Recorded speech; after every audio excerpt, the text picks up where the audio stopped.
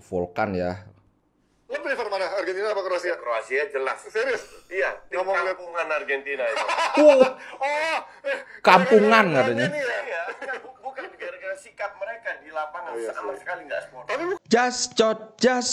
Just bacot. Konten hiburan bermodal bacot. Halo pecinta bacot seluruh Indonesia, apa kabarmu pagi ini? Kok pagi ini udah agak siang ini. Terutama buat kawan-kawan pendukung Argentina, gimana? Pasti happy banget. Dikira apa ya? Di awalnya banyak yang memprediksi Argentina lawan Kroasia itu akan berjalan ketat. Tahu-tahu Argentina memangkas Kroasia 3-0. Wih, gila. Tapi sebelum kita bahas pertandingan tadi dini hari, aku mau sampaikan beberapa yang cukup menarik ini berita. Pertama soal Brazil dulu ya.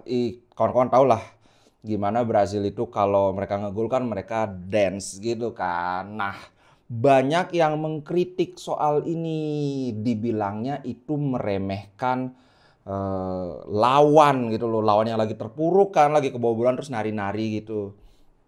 Ini ada komentar yang menarik dari Tite, pelatihnya Brazil. Singkat, padat, dan jelas. Mereka tidak tahu sejarah Brazil.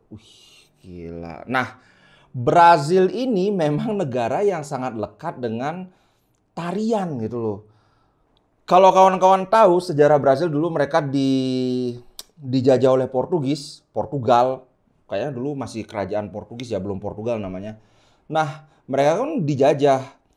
Martial art itu dilarang. Ini sedikit sejarah dia. Jadi pembelajaran bela diri itu dilarang. Orang dilarang belajar bela diri, jangankan karate segala macam itu. Nah, untuk itu mereka menyamarkannya dengan tarian. Lahirlah yang namanya capoeira. Dan sedari dulu itu memang Brasil itu sangat identik dengan nari. Kalau kawan-kawan ingat selebrasi yang ikonik Romario Bebeto itu yang gini-gini itu kan gini bayi kan. Siapa aku lupa, salah satu dari pemainnya itu Bebeto kalau nggak salah ya. Istrinya baru melahirkan. Nah, dia gini kan bayi. Itu sambil nari-nari dan itu dulu nggak ada yang mempermasalahkan yang begini-begini. Kenapa sekarang jadi masalah? Dan banyak yang mengkritik, wah Brasil itu sombong, kena karma. Kenapa mereka tidak boleh menikmati momen ketika mereka mencetak gol? Why? Kalau mereka selebrasi seperti itu dianggap sombong, berarti semua orang yang selebrasi itu meluncurlah, pakai hormatlah, itu kan sombong juga namanya. Kenapa mereka tidak kena kritik? Orang dance itu kan wajar-wajar saja, asalkan tidak terlalu lama, tidak terlalu membuang waktu. Kan wasit sudah mengerti yang seperti ini. Kecuali kalau mereka nari-nari itu di depan supporter lawan atau di depan pelatih lawan, itu baru bisa disrespect namanya kan. Come on, ini memang ibaratnya biar ada saja yang diributkan. Itu yang soal Brazil ya. Nah, kemudian soal ini nih pasti banyak yang nunggu-nunggu ini karena banyak banget komennya. Aku Volkan ya. lo prefer mana? Argentina apa Kroasia? Kroasia jelas. Serius? Iya, tim Ngomong liat- kampungan Argentina itu. Kampungan gara-gara katanya. nih ya? Iya, bukan gara-gara sikap mereka di lapangan iya sama sih. sekali nggak sport. Tapi bukannya main Belanda juga banyak yang provokasi gitu coach? Maksudnya? Provokasi itu semua tim yang Iya, memprovokasi. tapi kayaknya nggak ada satu tim yang tidak provokasi. Kalau lu menang, lu udah menang penalti lo. Iya, iya. Ngerti nggak? Iya, iya. Bersikaplah lebih sportif. Iya. Yang mereka lakukan. Tapi kan itu dari Cywar, dari Van Hal, Cywar Iya. pemain-pemainnya juga kan? Wajar. Pelatih mana yang nggak melakukan cyber? Wajar. Kan mereka bilang pelatih gue itu mediocre. Bukan karena Van Hal menutupi kelemahan timnya dengan mencoba Cywar itu mendistraksi Iya, pemain Belanda. itu yang dia Pemain lakukan. Argentina ya kan? Dan Iya. ini kan strategi dari pelatih. Iya, Sah-sah aja kan? Sah Justru saja. itu sudah dilakukan Van Gaal. Mereka membuktikan sampai adu penalti mereka menang. Lu tunjukkan jiwa besar lu. Seperti Modric. Oh iya. Pemain berhasil disalamin. Iya, iya. Itulah pemain berjiwa besar, bukan masih marah-marah, provokasi, ngerti nggak? Iya. Lo prefer mana? Udah ya, Argentina apa Kroasia? sudah nangkep ya intinya. Ingat, dia bilang itu wajar. Siapa sih yang nggak cywar pelatih? Ada yang tahu Argentina dari awal sampai sekarang itu melakukan cywar ke musuh-musuhnya? Ada? Aku nggak pernah baca beritanya Argentina melakukan cywar. Inggris Ada nggak pelatih Inggris itu melakukan war, melakukan provokasi kepada tim lain, pemain-pemainnya? Adakah? Atau Jerman? Aku nggak ingat ada pelatih Jerman itu kayak jelek-jelekin, kayak menantang, wah akan saya gini kan, akan saya gitu kan. Apa? Aku nggak ngerti siapa sih yang tidak melakukan war. Ini orang memang tidak objektif banget gitu loh. Sekarang mereka bilang wajar-wajar aja melakukan war, wajar-wajar aja melakukan provokasi. Ini aku bilang di grup juga, justru mereka itu sama. Kalau dia bisa bilang bahwa wajar-wajar saja melakukan provokasi, kalau Belanda boleh melakukan provokasi, kenapa Argentina tidak boleh? Justru aku angkat topi, Argentina sudah jelas mereka menang, baru mereka merayakan, baru mereka melakukan itu. Sedangkan Belanda belum apa-apa udah nyombong, udah bilang kami memainkan sepak bola indah. Mereka cuma ngandelin Messi, apa-apa kasih Messi, segala macam. Buktinya apa? Kalau kawan-kawan gimana sih? Ada nggak fansnya Koci di sini? Coba menurut kawan-kawan, objektif nggak dia gitu?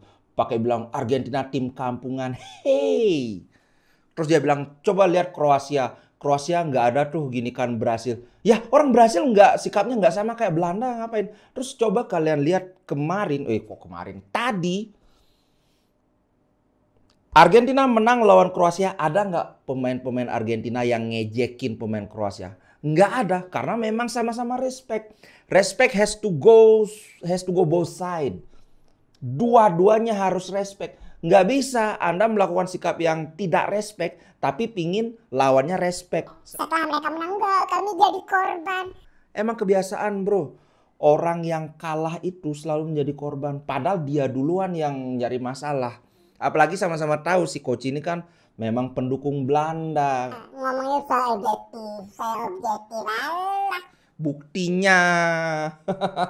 Itu loh, ini aku nggak kayak si Koci yang ngaku-ngaku objektif. No, kalau aku beneran objektif, Pak. Nah, sekarang langsung kita bahas pertandingan tadi pagi. Gila, luar biasa Argentina. Sebenarnya, ini contohnya aku pandangan objektif. Walaupun Argentina memimpin 2-0 dengan aksi brilian Messi, Julian Alvarez juga oke banget sampai dia harus dilanggar dan akhirnya dapat penalti itu. Menurutku saat skor 2-0 itu pertandingan masih terbuka. Masih bisa Kroasia itu membalikkan keadaan seperti lawan Belanda kan. Masalahnya ini yang seperti yang aku bilang dari awal. Kroasia itu arguably punya lini tengah terbaik di Piala Dunia kali ini. Kovacic kemarin mainnya bagus banget, Brozo, kemudian Modric juga. Ini 3 pemain sepertinya salah satu trio terbaik di Piala Dunia kali ini. Guardiola center back terbaik. Center back muda, umurnya 20 kan. Gila fisikalitasnya, badan gede tapi gesit, lincah, bisa dribble. Tapi dipecundangi Messi, Pak. Kasihan banget. Oke, tapi nanti kita bahas itu. Aku tadi upload shortnya kan gimana Messi mengobok-obok Guardiola. Biar nggak ini. Masalah dengan Kroasia, masalah utama itu adalah mereka tidak punya center forward.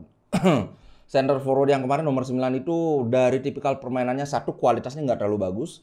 Dua, dari pergerakannya aku ngeliat dia bukan tipikal center forward. Bukan striker predator murni.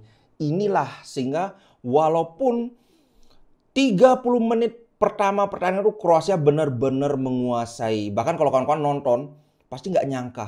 Ini gimana Kroasia terus yang pegang bola tapi kok skornya 2-0 gitu kan.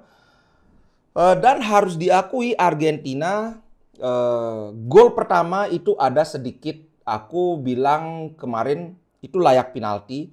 Tapi bukan salahnya Kroasia. Dalam artian si kiper ini tidak sengaja ngelanggar si Julian Alvarez karena memang situasinya seperti itu. Tapi anytime itu selalu penalti karena walaupun dia tidak sengaja itu tetap aja dia ngelanggar si Julian Alvarez kan, dia bolanya dibawa ke atas dan dia masih melanjutkan akan mengejar bola itu. Tapi ya sudah dijatuhkan, Tidak sengaja memang, tapi tetap aja gara-gara kiper itu si Alvarez jatuh ya memang penalti. Cuma yang aku kritik ya kartu kuning.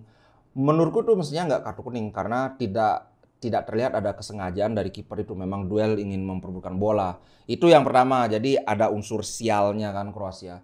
Yang kedua, gol Julian Alvarez itu juga ada sialnya Kroasia. Itu dari serangan balik yang sangat cepat, kemudian Julian Alvarez solo run. 2 kali pemain Kroasia clearing. Yang pertama dia clear tapi mental kembali bolanya. Yang kedua siapa aku lupa. Yang kedua clearing meleset dikit banget lah. Aduh. Jadi sebenarnya dari segi permainan itu aku nggak ngelihat itu ada masalah dengan taktik dan strategi Kroasia. Itu ada unsur luck-nya 2 gol pertama Argentina itu. Nah, kemudian Kroasia benar-benar kalah menurutku ketika Brozovic ditarik keluar. Makanya kemarin, loh ngapain ini diganti? Kan pas jeda itu sudah ganti 2 pemain. Tahu menit 49 ganti pemain lagi Brozovic. Aku sampai bilang kan, ini kalau dia ditarik bukan karena cedera, berarti ini blunder banget pelatih Kroasia. Karena salah satu elemen yang benar-benar menguasai possession di lapangan tengah Kroasia itu ya Brozovic. Dan ternyata benar. Aku bilang kan kalau ini cedera pasti besok udah ada beritanya. Ternyata emang benar cedera Brozovic. Walaupun cederanya nggak parah. Cuma pilihan waktu itu memang harus ditarik. Kalau nggak bisa tambah parah gitulah. Jadi buat pendukung Inter nggak perlu terlalu khawatir. Cederanya tidak parah. Kemudian soal Guardiola versus Messi. Ada 2 momen yang benar-benar Guardiola ini kayak kita ditunjukin beda kelas mereka. Yang satu itu aki-aki. Sorry to say Argentina, si Messi, kok Argentina? Messi itu udah 35 tahun. Banyak sekali pemain sepak bola umur 34 tuh mereka sudah pensiun. Sedangkan Messi masih main di level tertinggi, mengobok-obok back yang digadang-gadang center back terbaik Piala Dunia kali ini, yang Real Madrid menyiapkan 90 juta euro katanya. Jadi Real Madrid ini agak ironis. Real Madrid harus berterima kasih kepada Messi karena gara-gara Messi kemarin ngobok-ngobok si Guardiola itu pasti dapat diskon, Pak. Siapa yang mau beli back yang dijadiin mainan sama Messi kemarin itu 90 juta? Nggak mungkin. Itu bisa laku 60 juta, 70 itu sudah sangat bagus. Nggak sampai 90, Pak. Gila. Tapi sorry. Aku tidak meremehkan Guardiola. Selain ketika dia diobok-obok Messi itu, Guardiola menurutku tampil sangat bagus.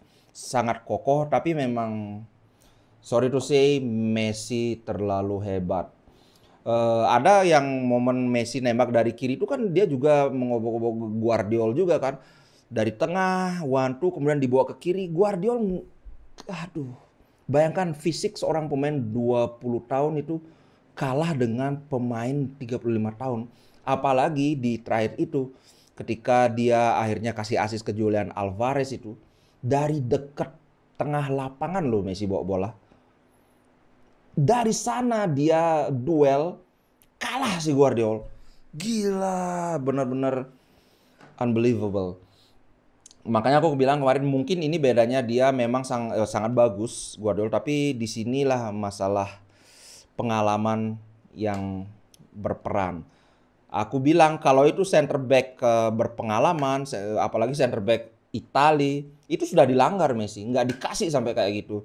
Lebih baik dilanggar dapat kartu kuning karena dia terlalu fokus sama Messi, dia nggak tahu gimana situasi di kotak penalti. Terlalu fokus, aku ingin bisa ngalahin Messi gitu. Enggak, itu harusnya dilanggar aja. Dan kita tahu hasilnya bagaimana kan. Gila. Argentina lolos ke final. Kemarin aku lupa, ternyata 2014 juga Argentina lolos ke final dan kalah lawan Jerman. Ini benar-benar kesempatan terakhir Argentina untuk memenangkan Piala Dunia. Kesempatan terakhir untuk Messi juga. Karena Messi ya tau lah udah umur 35 tahun, lagi 4 tahun udah 39. Mungkin saat itu Messi, mungkin masih akan main di timnas. Tapi tentu tidak dengan level yang seperti sekarang. Yang kedua, Argentina. aku tidak ngeliat dari bibit-bibit yang sekarang ini ada bibit yang jadi superstar 4 tahun mendatang kecuali Julian Alvarez, kemudian Enzo Fernandez, kemudian Molina. Kalau yang lain-lain aku ngelihat kualitasnya biasa-biasa aja. Sorry to say ya. Mungkin Lautaro Martinez, tapi agak ngeflop sih di Piala Dunia. Kalau di Inter dia tampil sangat bagus. Cuma ya itu. Aku nggak ngelihat secara keseluruhan tim mereka bisa tahun 2026 itu. Jadi sekarang ini harus mereka juara. Kalau nggak, aduh siap-siap sudah. Bye-bye. Alright, itu dulu untuk review pertandingan kali ini. Besok pagi Prancis lawan Maroko. Terus terang aja sepertinya Maroko yang menang. Sepertinya Prancis yang menang. Tapi aku akan dukung Maroko karena di sana ada Hakimi. Dan aku juga memang dari dulu kurang suka dengan Prancis gara-gara Brazil dulu dibantai 3-0. Zamannya Zidane itu. Dari itu aku nggak suka sama Prancis. Tapi kalau beberapa pemain Prancis aku suka. Gitu loh bro. Oke, terima kasih buat kawan-kawan yang nonton. Kemarin ada sampai 1.000 orang juga yang nonton live reaction. Terima kasih banyak. Nanti kita jumpa lagi live reaction ya. Kok nanti? Besok dini hari. Oke, ciao guys. Sampai jumpa.